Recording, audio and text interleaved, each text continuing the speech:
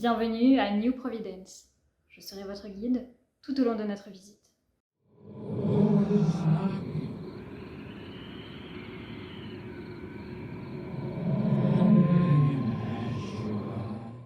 Bon, la vidéo d'aujourd'hui n'était pas spécialement prévue, mais je viens d'acheter et je viens de terminer de lire un nouveau manuel de jeu de rôle, qui est le Dark Souls The Role Playing Game. Bon, pour ceux qui suivent depuis un petit moment ou qui sont aussi sur mes réseaux sociaux, vous savez que j'adore énormément la licence Dark Souls. Étant donné que le jeu de rôle vient de sortir qu'en anglais, mais il me semble qu'il va y avoir une traduction française, je me suis tout simplement jetée sur le bouquin dans ma boutique de jeux de rôle préférée, Trollune à Lyon.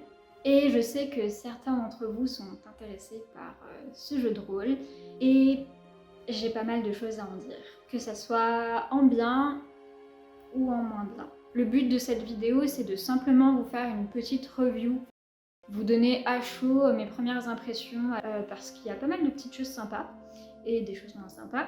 Comme ça, vous pourrez vous faire un petit peu votre avis, voir ce qui vous va pas dans ce que je peux dire.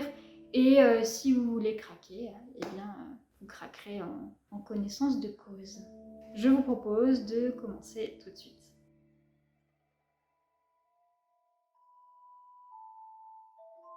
Alors, je me suis munie de mes petites notes parce qu'il y en avait bien besoin. Je crois que j'en ai 4 pages. Donc, qu'est-ce que je vais pouvoir vous dire au tout début? Bon, déjà, pour ceux qui ne sont pas forcément familiers, Dark Souls, c'est un jeu qui a été développé par la compagnie From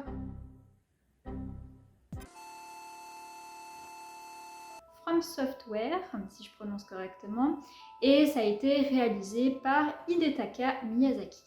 Donc, ce gros pavé que vous pouvez utiliser pour construire votre maison coûte la modique somme de environ 50 €. Je crois que je l'ai payé 52. En dollars, je crois que c'est 50 $. En livres, c'est pareil. Les éditeurs sont Steamforged Games. Ils sont, si j'ai bien compris, plus ou moins spécialisés dans la réalisation de jeux de plateau et de jeux de rôle inspirés par des licences de jeux vidéo généralement. En tout cas, c'est ce que j'ai vu à première vue. Donc voilà, je vais vous faire ma première impression après cette lecture assez monumentale. C'est quand même sur un beau bébé de 500 pages que j'ai envie de parcourir le livre avec vous, chapitre par chapitre, pour vous dire ce que j'en ai pensé en plus et en moins, tout simplement.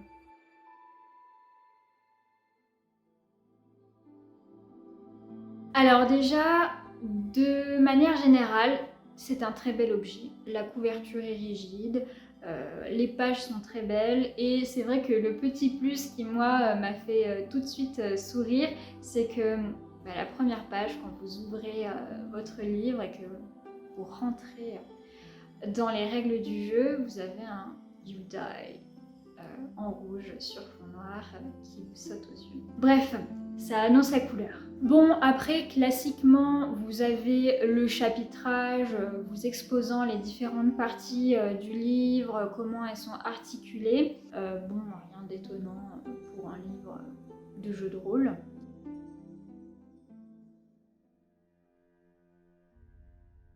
Pour la première partie, qui est le prologue, ce que j'ai trouvé sympa, c'est vraiment que le jeu est présenté, enfin le jeu de rôle, comme les jeux vidéo, présenté comme étant un jeu difficile. Et c'est vrai que pour certains, ça peut être assez rebutant de se dire ok, ça va être encore traître, ça va nous faire du mal. C'est vrai que pour moi, je trouve que c'est un bon point parce que justement, on sent que déjà, on est sur une bonne base du lore déjà de Dark Souls qui est connu pour être un jeu extrêmement difficile. Après, l'introduction du bouquin est plutôt didactique, courte mais claire. Et on va avoir droit à un petit encart qui explique succinctement chacune des parties, donc c'est plus facile de s'y retrouver. C'est vrai que c'est pas toujours évident de se dire bon, où est-ce qu'on va trouver les monstres, la fiche de personnage, etc. Quoique là c'est très très bien explicité, il n'y a pas de doute à avoir, mais bon, en tout cas je ne me retrouve pas dans tous les bouquins de jeux de rôle un point peut-être positif pour vous. En tout cas pour retrouver facilement les informations. Après, je me suis penchée sur le système de dés. J'ai pas forcément du positif ou du négatif plus que ça à en dire. C'est un système de G de dés classique. Pour ma part, c'est pas le système de dés que je préfère. Je trouve qu'il y en a beaucoup, probablement pour pas grand chose. Après, j'aime pas trop dire ça, mais je viens un peu de la entre guillemets vieille école. En réalité, j'ai pas beaucoup de livres de jeux de rôle. J'aime bien créer mes propres règles dans les univers qui me plaisent ou que j'invente tout simplement. Et en général, je fais en sorte que les jets de dés soient pas forcément systématiques et pas forcément avec des trucs abracadabrants à calculer. Là, de ce que j'ai vu, il y a déjà pas mal de choses à calculer. C'est pas toujours un grand plaisir, que ce soit pour des joueurs débutants ou plus confirmés.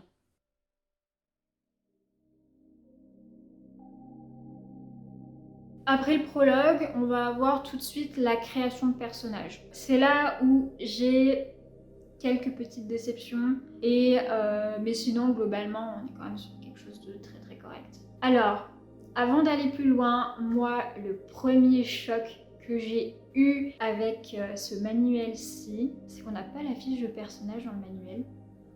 Alors vraiment là j'ai été un peu sur les fesses de tous les bouquins que j'ai eus.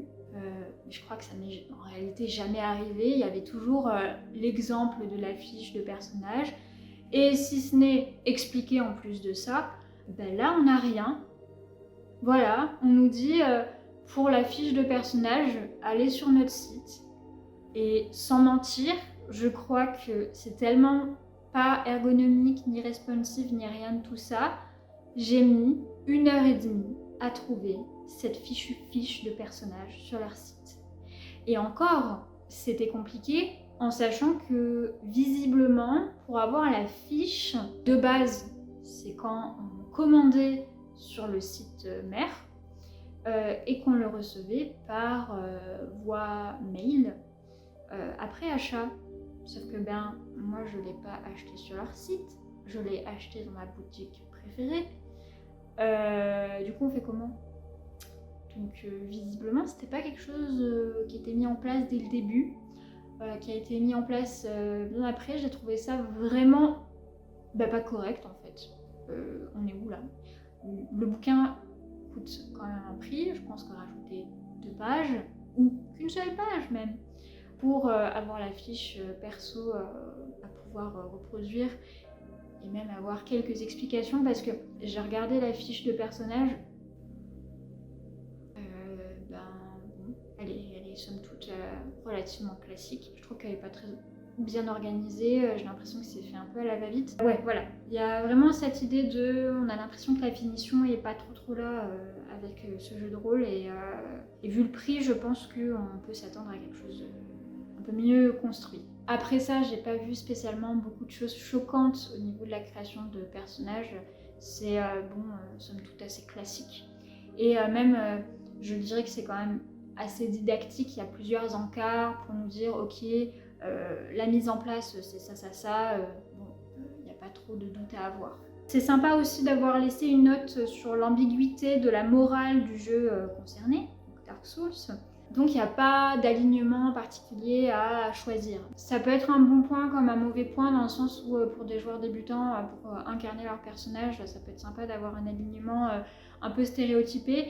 Dark Souls, c'est un jeu amoral, pas immoral mais plutôt amoral. C'est sympa d'avoir laissé quand même, de réappuyer dessus sur l'idée de le jeu n'a pas besoin d'être moral, etc. Un autre point, moi, qui m'a laissé un peu neutre, c'est que la dimension du silence, qui est très présente dans les jeux vidéo, là, elle n'est pas ou peu présente. Ils ont quand même fait une note dessus pour en parler, pour justement nous laisser à l'appréciation de chacun, de tout un chacun. À voir en jeu ce que ça donne, comment ça peut être mis en place, mais c'est vrai que c'est un des trucs qui m'a percuté avec le jeu de rôle, c'est que c'est quelque chose de coopératif où on va avoir tendance à beaucoup parler, à échanger, etc. Dans Dark Souls, en réalité, on est souvent assez seul, c'est assez peu peuplé et le dialogue est assez pauvre. disparate. Je ferai un retour quand j'aurai testé ça. Ensuite, on va avoir une première innovation, c'est que nos personnages, Dark Souls, on va forcément taper sur des gens ou des monstres ou que sais-je encore. Il va y avoir une notion de vie, de santé. Et bien là, innovation, on n'a pas de santé, on n'a pas d'endurance, on n'a pas tout ça, on a ce qu'on appelle de la position. Je ne sais pas trop comment traduire ça en français ni comment ça sera traduit, mais on va avoir effectivement ce qu'on nomme de la position. Et la position, c'est considéré comme autant de l'endurance que de la ruse, que de la santé, qui sera dépensable pour certaines actions.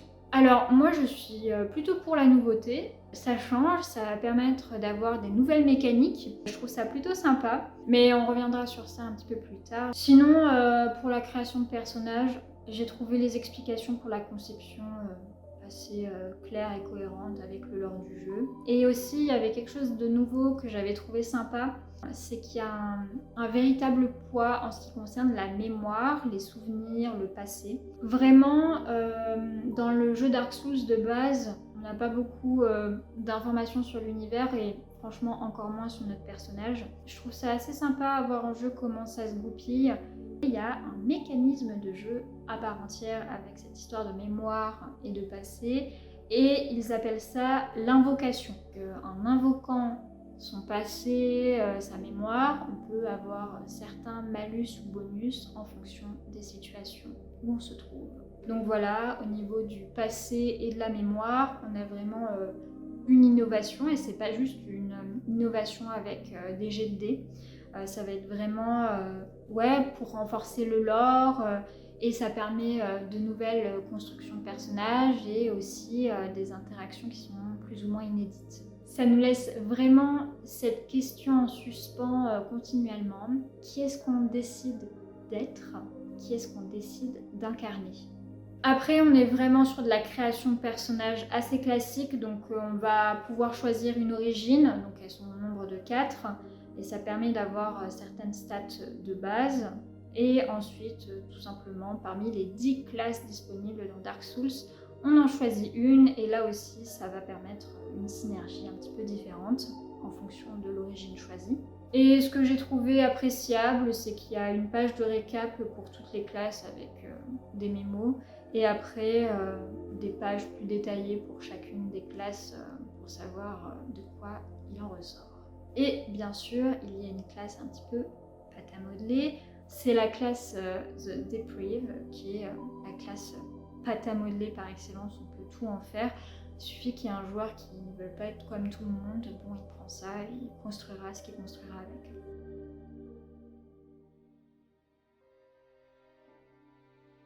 Après la création de personnages, nous avons le corps des règles. C'est là que ça devient intéressant. Bon, en ce qui concerne les règles, on va avoir des stats similaires au jeu. Si vous êtes familier du jeu, vous y retrouverez. Il y a des fiches récap qui sont sympas. Ils ont fait une différence entre les habilités et les compétences, donc ça aussi c'est sympa. Ça permet d'avoir des synergies aussi particulières en fonction des situations, mais les skills sont quand même associés à une habilité particulière. Rien ne nous empêche de mettre certaines compétences dans certaines habilités en fonction des situations où on se trouve, tout simplement. Et voilà, c'est là où est expliqué le positioning, nouvelle mécanique. Personnellement, je trouve ça plutôt intéressant comme nouveau système. Ça va permettre vraiment des stratégies un petit peu différentes. Justement, il considère que c'est une sorte de monnaie et de santé qu'il faut utiliser à bon escient parce que si on arrive à 0 de positioning, de position, et bien on est mort.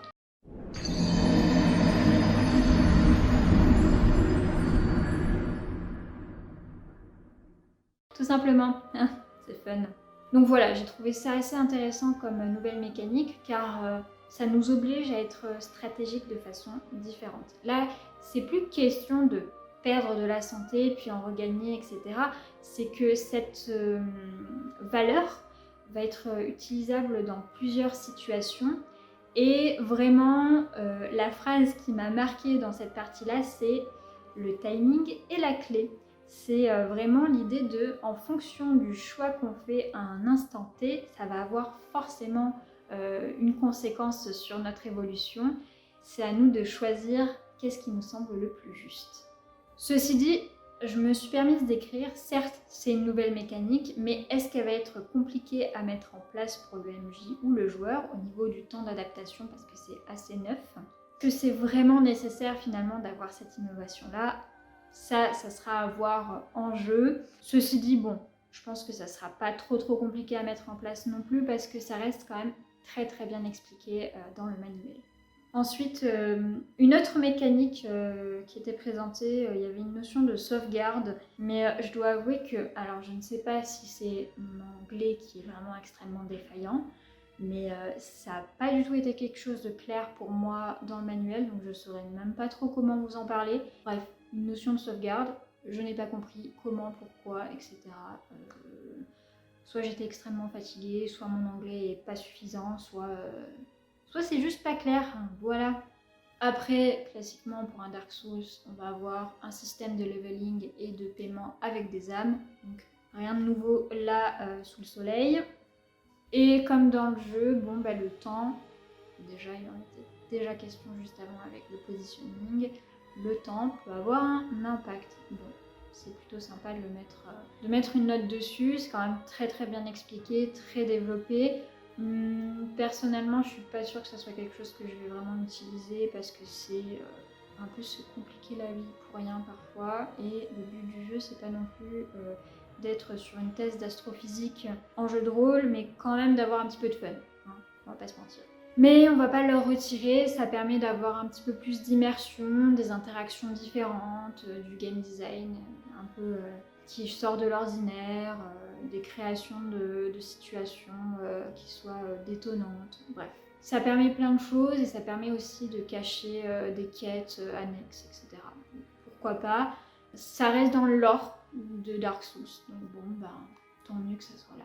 Après, personnellement, ce qui m'intéressait vraiment, outre le positioning dans cette partie du corps des règles, c'était tout ce qui était respawn, mort, repos. Alors comment est-ce que ça fonctionne, étant donné que quand même, les campements, c'est quelque chose d'important dans Dark Souls. Et j'ai été agréablement surprise sur comment ça avait été goupillé pour pouvoir adapter toutes ces notions-là sur un jeu de rôle sur table. Le lore est adapté, très bien adapté à mon sens. On peut éventuellement perdre les âmes qu'on a gagnées si on meurt. Il y a cette idée de respawn au dernier bonfire le plus proche par rapport à la campagne, par rapport à la partie qu'on met en place. Donc j'ai vu qu'il y avait différents niveaux. Il y a un niveau facile, un medium et un hard. En gros, le plus difficile, il n'y a qu'un bonfire disponible dans la zone à explorer. Et ensuite, je crois que c'est 2 ou 3 bonfires pour le niveau medium et il y en a 4 ou 5, je crois, pour le niveau facile. Après, rien ne nous empêche de faire des zones plus faciles, des zones plus difficiles en fonction de notre niveau de sadisme en tant que MJ. Mais bon, c'est pas mal expliqué, ils ont fait ça simplement, je trouve. Ça demande donc pour le MJ faire quelques cartes, au moins. Donc bon, c'est comme dans le jeu, si on meurt, on respawn au bonfire et basta. Cependant, petite innovation, quand on décède dans ce jeu-là, eh bien, on va avoir des impacts. En gros, vous mourrez, vous faites un jet de dés, vous tombez sur un malus ou un bonus. Voilà, bon, il y a beaucoup de malus, on va pas se mentir. C'est pas juste on meurt et on perd ses âmes, c'est déjà suffisamment pénible. Non, on meurt et on a un problème après. Ou alors une bénédiction si on a un petit peu de chance. J'aime bien ce système-là, à voir ce que ça donne en jeu, parce que ce jeu-là, je m'en rends compte, on a une capacité à se mettre dans les problèmes assez incroyable, et pour en sortir, c'est une autre paire de manches. Bon, après, je vais vous faire ça vite. On va avoir un système d'empoisonnement et de folie. pas mal, à voir ce que ça va donner, mais peut-être que c'est pas très bien expliqué pour les débutants, je trouve. En tout cas pour les joueurs, bon pour le MJ, c'est assez simple à mettre en place. Il y a toute une notion de piège aussi qui est sympa, donc de zone dérobée, enfin de zone cachée, etc. Donc comme dans le jeu, plutôt pas mal que ça soit adapté. Après, le système de combat est super bien présenté, je trouve. Il y a beaucoup d'exemples, de situations, de cas de figure pour guider le joueur et le MJ, donc très bon point. Enfin, en gros, il y a énormément de détails qui ont été adaptés du jeu pour le jeu sur table. C'est globalement très bien expliqué. Il y a plein de fiches mémo, plein de fiches récap pour savoir par où commencer, par où terminer et qu'est-ce qu'on doit faire au milieu. C'est toujours le cas dans les manuels, encore une fois, donc c'est assez bien de le noter.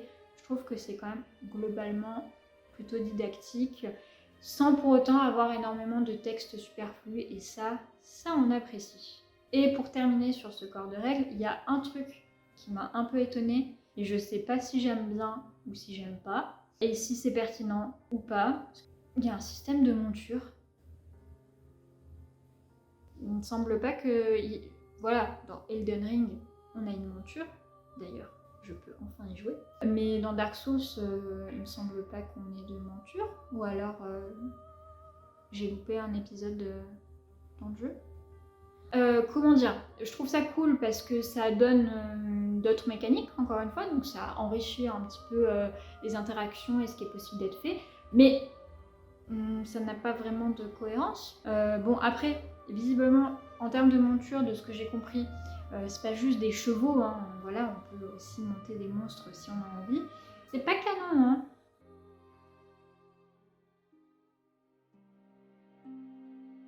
Ensuite, après ce corps de règles, nous avons tout ce qui est magie et miracle.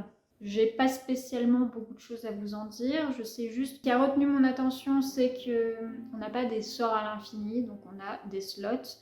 On a 15 slots de mémoire, si j'ai bien compris, et on a 5 slots dits actifs. Donc voilà, il va falloir faire des choix sur ce qu'on emporte, mais on verra ça un petit peu plus tard. Ensuite, ce que j'ai trouvé sympa, c'est qu'il y avait des propositions d'aires d'effet, donc c'est pas juste des sorts linéaires, on peut avoir des cônes, des cubes, des boules, des sphères, pardon. Sur le papier, c'est cool. À mettre en place, je ne sais pas comment ça va être possible. Encore une fois, je pense que là, normalement, et ça ils le disent dans le bouquin, ils ont fait exprès de ne pas mettre des cartes, hein, on verra un petit peu plus tard. Mais j'ai l'impression que si on veut quelque chose de cohérent et que ça parte pas dans tous les sens et pour faire un peu régner la loi au milieu des joueurs, il va falloir faire des cartes nous en tant qu'MJ et pas qu'une. Et sinon, à part ça, la présentation est très claire et très ergonomique.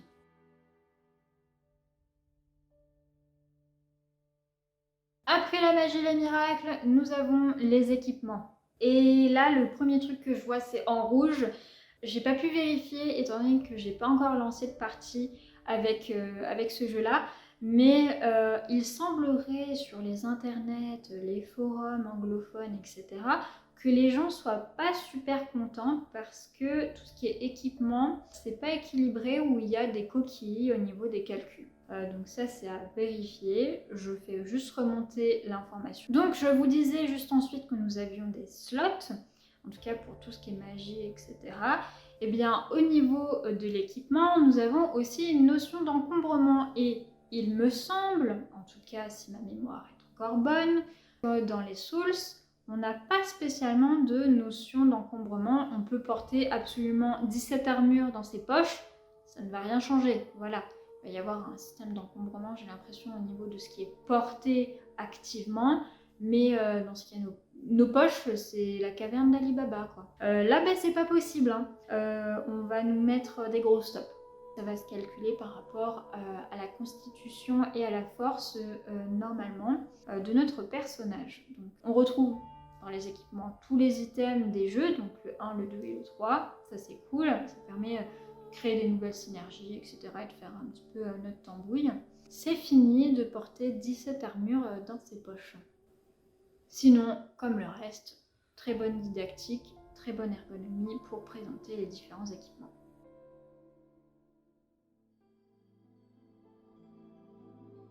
Bon, après tout ça, on va avoir la partie faite pour le MJ, pour la création du jeu de rôle de la partie, donc réveiller les flammes. Encore une fois, sur cette partie, rien de spécial à ajouter, c'est globalement bien expliqué, il n'y a pas besoin d'être complètement perdu, de faire des retours à droite à gauche. Si on doit aller quelque part, c'est bien notifié, la page, le chapitre, etc. Bon, jusque-là, rien d'étonnant. Voilà, comme je disais un tout petit peu plus tôt, on nous signale dans cette partie-là qu'ils ont fait exprès de ne pas mettre des cartes du monde de Dark Souls pour nous laisser faire comme on veut et pour justement garder cette idée un petit peu vaporeuse. Mais honnêtement, quand j'ai lu le bouquin, quand j'ai vu toutes les possibilités, si on veut vraiment exploiter le livre à son maximum, nous, en tant que MJ, au moins pour nous, pas forcément pour les joueurs, il nous faudra forcément des cartes ou dessiner des zones pour nos joueurs avec les adversaires qu'il va y avoir dedans ou pas, parce que sinon ça va être ingérable pour tout ce qui est magie, pour calculer si ça touche pas, parce que la zone d'effet est pas la même. Bref. Je pense que là ça va être un tout petit peu plus compliqué, je le conseille peut-être pas pour des MJ débutants de mettre en place les zones d'effet parce que sinon ça va être trop pénible, ça va faire beaucoup de papier sur la table et si vos joueurs et vous-même n'êtes pas très familier de ces méthodes-là, ça va être vraiment un enfer. Après, ce qu'il y a à noter, bon, le jeu nous invite à briser le canon ou de faire une suite du jeu, de créer nos propres monstres, nos lieux, nos objets, en gros nos histoires, bref. Un jeu de table RPG classique. Et comme le reste, ça reste quand même très ergonomique, bien expliqué. Ils ont noté à la fin du chapitre un petit passage optionnel où on peut invoquer des personnages, que ça soit pour nous mettre des bâtons dans les roues ou nous aider comme dans le jeu tout simplement. Et j'ai pas envie de dire que c'est du cosmétique, mais un peu quand même.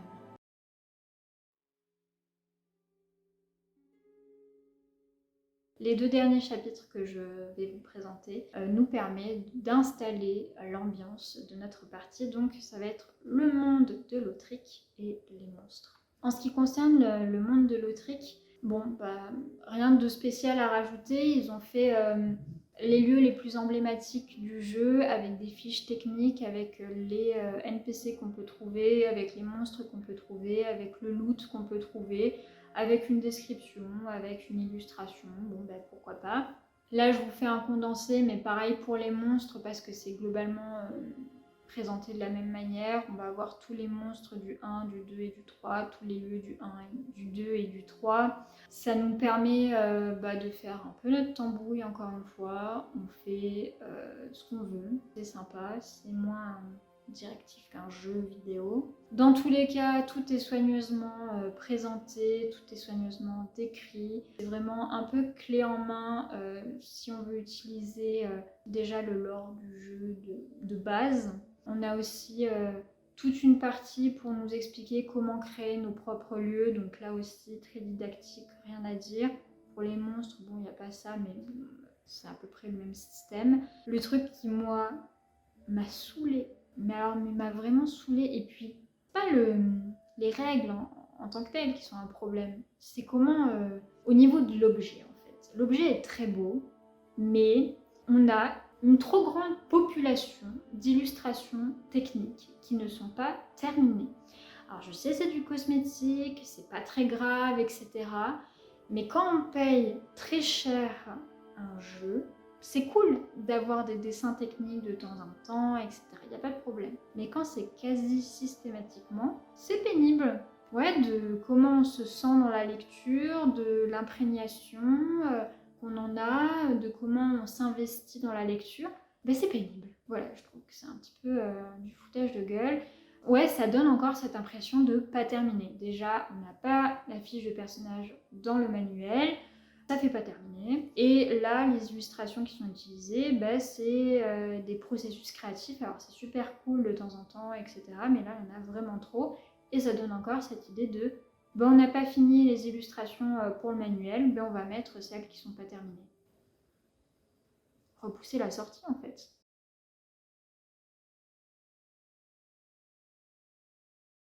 Alors voici mon avis général sur ce manuel.